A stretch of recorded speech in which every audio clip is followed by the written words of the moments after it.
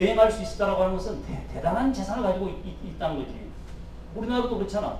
뭐 몇 개국을 여행했다 그러면 서민들은 어렵잖아. 마찬가지로 그 당시에 unaccountable sum foreign prisons and mental hospital, 외국의 많은 교정시설과 정신병원을 프리즌 스토리 여행을 통해서 observations 참관했다라고 하는 것은 대단한 부를 가지고 있던 것이고, 그렇기 때문에 이 당시 상당히 주류 세력이었습니다.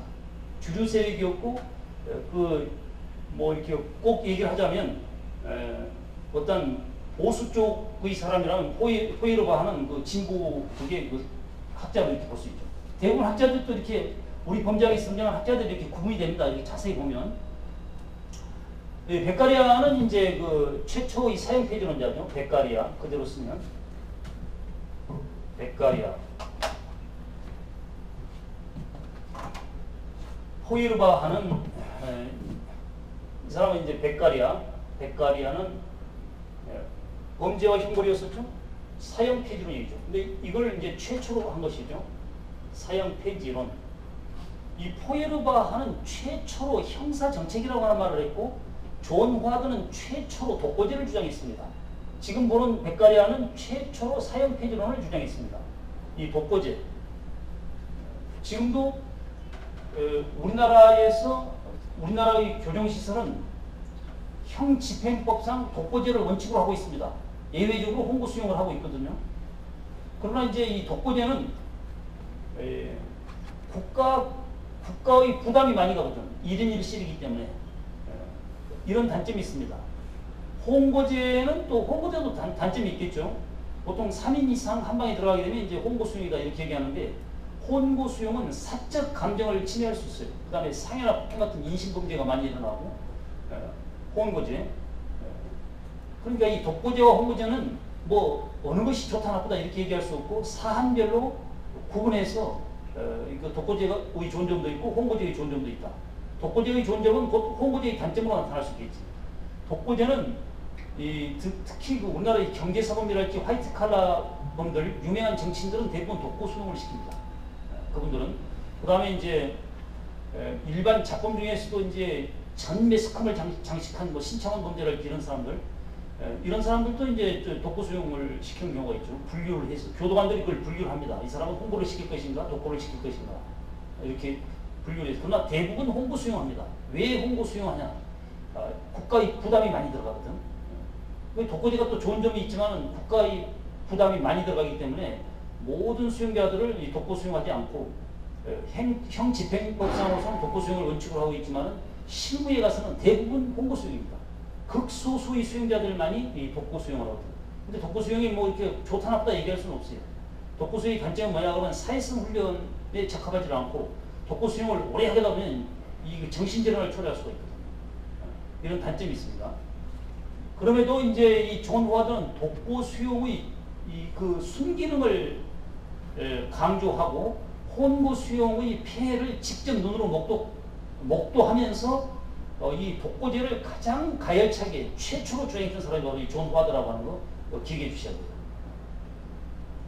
돼요. 베카리아는 이제 자유와 인권의 여명을 알리는 범죄와 형벌이라고 하는 저서를 통해서 이제 사형 폐지론을 주장했는데, 물론 이제 베카리아 이전에 토마스 모의 유토피아에서 사형 폐지론에 대한 논거도 보이고, 뭐 그 전에 뭐 또 사형 폐지론에 대한 다 어떤 학자들이랄지 위대한 사상가들의 견해가 나오기는 했지만은, 그러나 우리 범죄학에서 최초의 사형 폐지론자를 우리가 얘기하자라고 할 것 같으면 이 베카리아를 지목하는데 주저하지 않습니다. 베카리아. 그 다음에 이제 베카리아의 제자가 이제 이 벤담인데, 이 사람은 이제 베카리아의 문화생으로서 최대다수의 최대 행복이라고 하는 말을 베카리아가 먼저 쓰기는 했지만은, 이 벤담이라고 하는 사람은 스승에서 배워서 공리주의라고 하는 것은 최대다수의 최대 행복이다 이런 말을 했거든. 그러니까 최대다수의 최대 행복이라고 하는 말은 베카리아와 벤담과 다 관련이 있습니다. 관련이 있는데, 관련이 있을 수밖에 없죠. 베카리아의 제자가 벤담이니까. 그러나 이것을 누가 먼저 했느냐, 이런 뭐 보통 이런 걸 중요시 여기죠. 뭐 누가 먼저 했느냐. 그렇게 물어본다면 이 베카리아가 먼저 the greatest happiness of the greatest number, 이 말을 베카리아가 먼저 했다. 벤담은 스승에게서 배워서 다시 한번 이 최대다수의 최대 행복이라고 하는 말을 공리주의라고 하는 것은 최대다수의 최대 행복이다. 이렇게 얘기를 한 거거든. 이 베카리아의 그 이론을 최대다수의 최대 행복 이론을 비판하는 사람이 누구냐 그러면 푸코라고 하는 사람인데 이 푸코는 공리주의라고 하는 미명하에서 마이너리티 그룹, 극소수의 그룹에게 가장 큰 슬픔과 상처를 안겨준 사상이 바로 최대다수 최대 행복의 사상이다. 이런 말을 했던 사람이거든요. 이 벤담. 그러면 벤담은 이제 우리가 보면 이제 주류 진영의 범죄학자다. 이제 이렇게 좀 봐야 되겠고, 푸코는 비주류 진영의 범죄학자다. 또 벤담은 뭐 좀 약간 보수적이라면 푸코는 약간 그 진보 계열의 학자다. 이제 이렇게 구분할 수 있습니다. 물론 뭐 범죄학에서 이제 보수와 진보를 이렇게 구분하거나 그런 문제는 잘 추진되지 않지만은 어떤 이 배경을 우리가 알기 위해서는 이 학자의 어떤 칼라를 우리가 좀 이해할 필요가 있는데, 내가 칼라를 구태 얘기한다면 이 벤담이나 베카리아는 어떤 보수 진영의 그런 범죄학 이론을 들고 나왔다면 푸코야말로 굉장히 그 진보적인 이론을 들고 나왔다. 여기는 페스탈로치입니다. 페스탈로치는 입법과 영화사, 이 사람은 최초로 미혼모의 처벌을 반대했죠. 미혼모의 처벌을 반대했다. 그러니까 포에르바는 최초로 심리강제설, 최초로 형사정책이라고 하는 말을 썼고, 존 와드는 최초로 독거제를 주장했고, 베카리아는 최초로 사인폐지론을 주장했고, 벤담은 최초로 파놉티콘형 교도소 건립계획을 구상했습니다. 파놉티콘형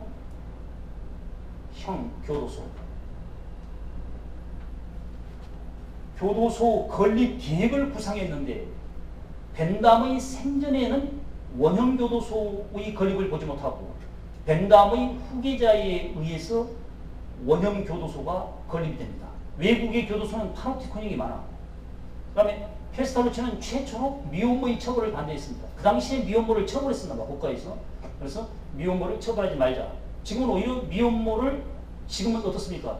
처벌하는 것이 아니라 미혼모를 적극적으로 보호해주죠. 적극적으로. 사회복지시설에서 보호해주잖아요. 그만큼 이제 시대가 이렇게 변하는 것이고, 모든 학문은 거의가 다 흐름이 인권이 신장되는 쪽으로 가고 있어요. 여기 자세히 보게 되면, 야, 인권이 신장되고 복지가 확대되는 쪽으로 가고 있습니다. 학문을 이렇게 쭉 보다 보면.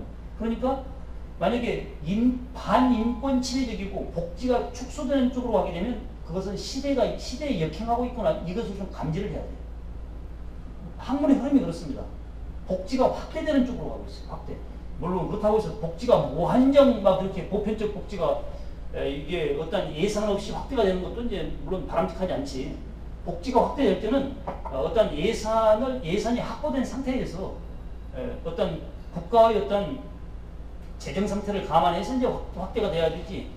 그냥 저쪽에 에바페론 에피타 했던 그쪽 했던 막 사회복지 쪽을 파퓰리즘으로 가가지고 국가가 망했던 사례들 있잖아요.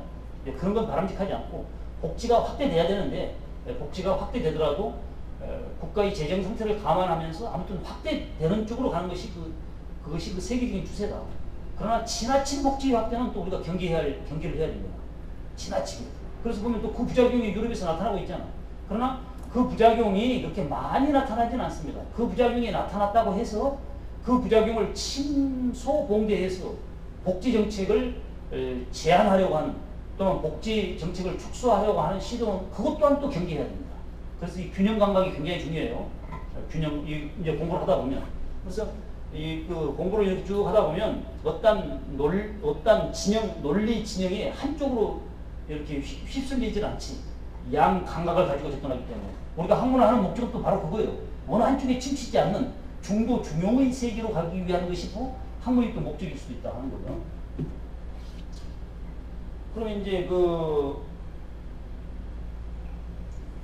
여기에서 이제 포존 배변폐 이렇게 앞에만 따서 이렇게 이제 봤는데, 포존 배변폐 여기는 그라마티카입니다. 이름이 그라마티카 이름처럼